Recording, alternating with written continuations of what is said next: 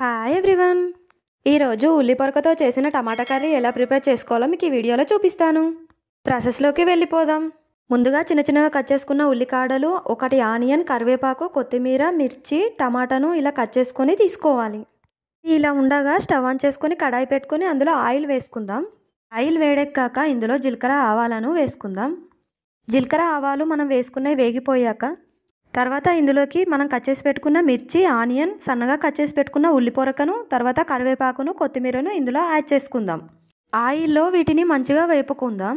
ఈ విధంగా మనం వేసుకున్న అన్ని ఇంగ్రీడియంట్స్ గోలాక ఇందులోకి మనం టమాటా ముక్కలను యాడ్ చేసుకుందాం. తర్వాత టేస్ట్కి సరిపడా సాల్ట్ను యాడ్ చేసుకుందాం. ఒకసారి స్పూన్తో కలుపుకొని ఇందులో పసుపును యాడ్ చేసుకుందాం.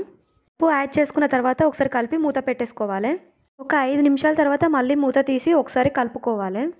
చూడండి, హాఫ్ అయితే ఉడికిపోయింది. గ్యాస్ స్లిమ్లో పెట్టుకోవాలి, లేకపోతే మాడిపోతుంది.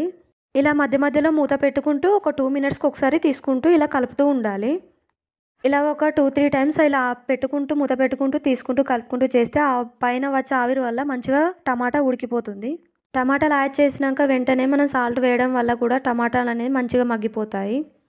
ఒక 5 మినిట్స్ తర్వాత గ్యాస్ ఆఫ్ చేసుకుంటే సరిపోతుంది.